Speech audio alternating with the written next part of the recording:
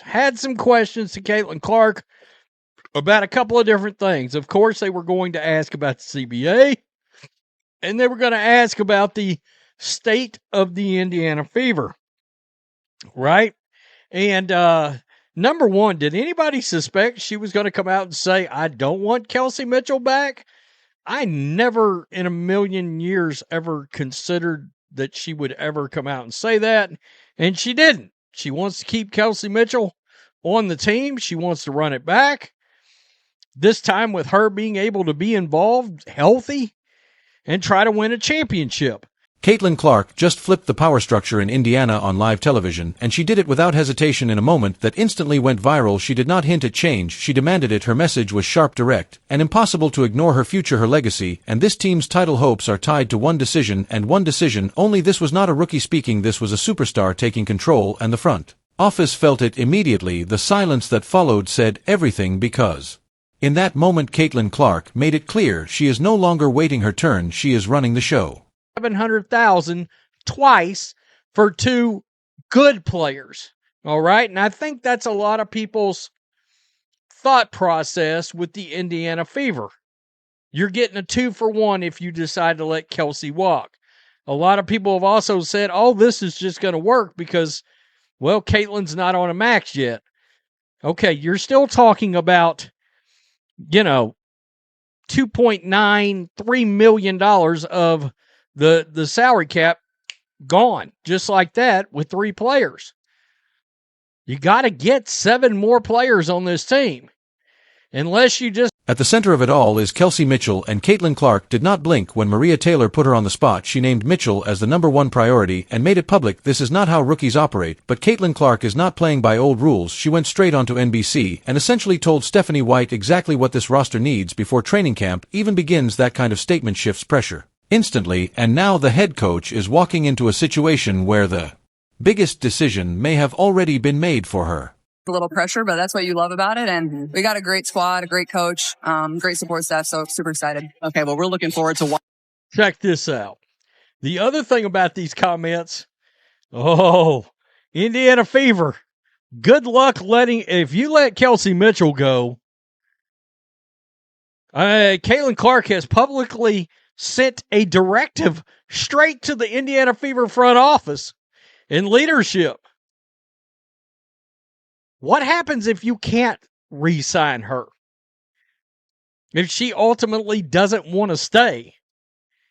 Or if leadership... There is a reason Kelsey Mitchell commands that level of loyalty, and Caitlin Clark knows it. She is elite, she is proven, and she is the perfect match for Clark on the floor. During that interview, Clark called her a running mate, and that word carries weight. This is not about friendship, this is about a rare on-court chemistry that took a full season to build. If Mitchell leaves, everything resets instantly, and Caitlin Clark is not willing to let that happen. Quietly, she understands exactly what is at stake, and she is fighting to protect it before it disappears. What happens if you can't re-sign her? If she ultimately doesn't want to stay? Or if leadership believes they need to let her go? This is going to get so interesting, because if Kelsey Mitchell goes, you run the risk of the best player on the planet being very disgruntled. So I'm just pointing that out. Now, Caitlin Clark also talked about the CBA. between the WNBA and the WNBA about trying to get the CBA ratified. Yeah. Here we are. We did it, baby. It finally went down. I mean, when you Now the pressure hits Stephanie White and the entire Indiana leadership, because this is not how a new era is supposed to begin. A coach usually walks in with control, with vision, with authority, but now the face of the league has already spoken. If the front office goes another direction, they are not just making a basketball decision, they are risking trust with their franchise player. This is a high-stakes gamble, and Caitlin Clark just pushed everything to the center of the table, forcing the organization to respond. Expansion. She does mention the Connecticut Sun going from Connecticut to Houston. She brings that up. She talks about that. I'm just pointing that out. I'm in Texas, by the way, so I'm just pointing that out. But nonetheless, another great showing from Caitlin Clark last night.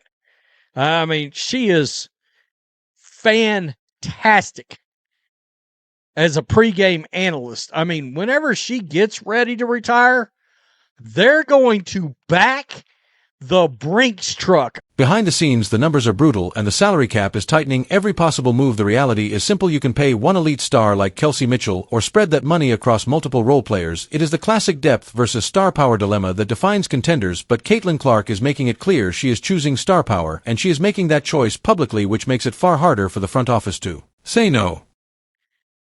As a pregame analyst, I mean, whenever she gets ready to retire, they're going to back the Brinks truck up to get Caitlin Clark in as an analyst.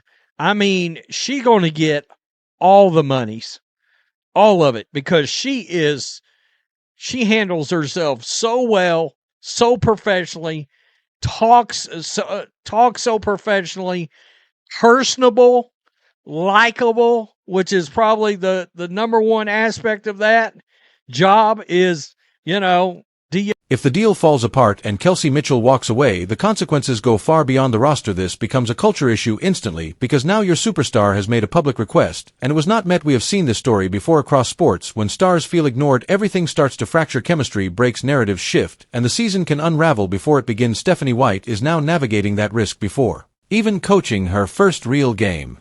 I mean, you got some, and look, not everybody has that. Jordan, not good on television, not really good on television as an analyst. Joe Montana, Jerry Rice, Emmitt Smith sucked.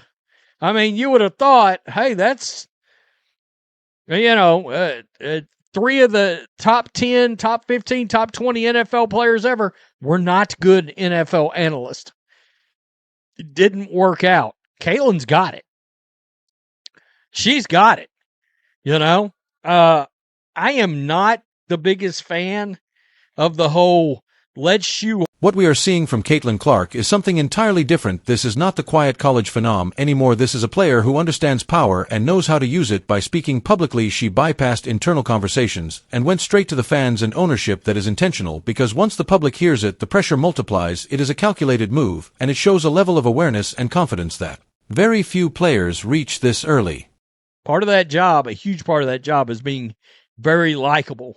By the way, there were fans last night at this event that showed up just because she was there with jerseys, brought their little girls. And more people showed up for her last night than they did at Barbie Fest. Oh, too soon, Rhodes. Too soon. Peace. I'm out. Till next time. Thanks for watching the show. Be sure to like, comment, and subscribe. Be sure to tune in next time on Black and White Sports.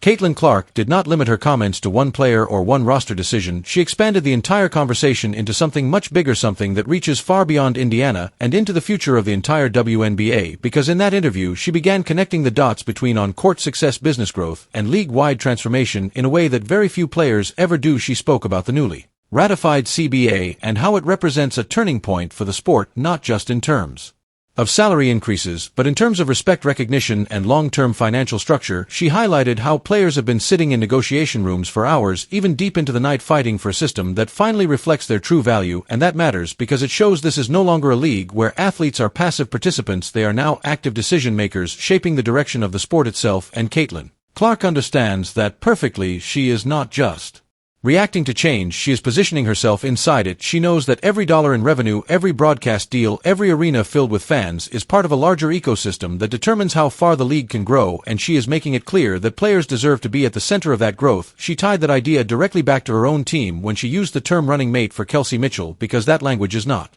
accidental. It signals equality, shared responsibility, and mutual importance on the court, and when you watch them play, it makes sense. Mitchell stretches defenses with her shooting, Clark manipulates spacing with her passing and vision, and together they create a system that breaks opponents apart in ways few backcourts in the league can replicate. They feed off each other, they elevate each other, and when one is hot, the other becomes even more dangerous, which is why Clark is pushing so hard to keep that connection intact. Because from her perspective, this is not About comfort, this is about winning immediately, not in 2 or 3 years, but right now while the window is open and the chemistry is still fresh. She even raised expectations by suggesting that Indiana has the potential to be one of the top teams in the league, which is a massive statement for a franchise that has been rebuilding and struggling to find consistent playoff success. But Clark is not speaking like someone preparing for a long rebuild. She is speaking like someone who sees a championship path already forming in front of her and wants the pieces locked in place immediately, and that puts enormous pressure on the front office because now every negotiation, every cap decision, every roster move is being viewed through the lens of her vision, and when a player of her magnitude speaks publicly, the entire league listens, fans react instantly, social media amplifies everything, and suddenly what might have been a standard free agency negotiation becomes a national storyline. And that is exactly what is happening here, because supporters have already rallied behind her stance, creating momentum that is impossible for the organization to ignore. And if things go wrong and Mitchell leaves, the backlash will not just be internal, it will come from an entire fan base that now feels emotionally invested in the outcome. And at the same time, Clark is doing all of this while maintaining complete composure. She is not creating chaos, she is not attacking management, she is simply stating her priorities with clarity and confidence, which is what makes her so powerful in this moment, because she can apply maximum pressure while still being seen as a leader rather than a disruptor. And as the offseason approaches and free agency opens up across the league with dozens of players moving teams and reshaping rosters, Indiana finds itself at a crossroads where one decision could define the next decade of the franchise, and Caitlin Clark is making it very clear she intends to be the one shaping that direction rather than reacting to it.